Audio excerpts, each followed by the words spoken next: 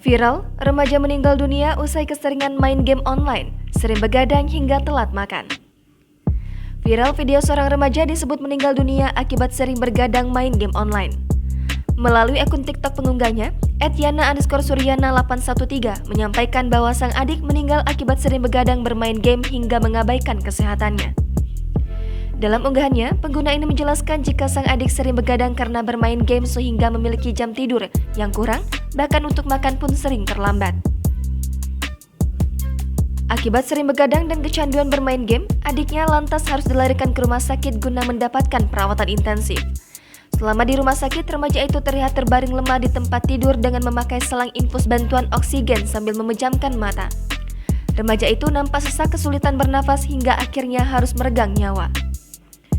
Kehilangan adiknya karena memiliki kebiasaan yang buruk tentu membuat pihak keluarga sangat sedih kehilangan remaja laki-laki itu.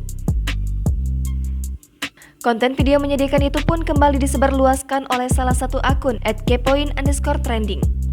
Banyak warganet yang memberikan komentar pengingat untuk kerabat mereka agar tak mengalami hal serupa seperti kepergian adik dari Yana Suryana.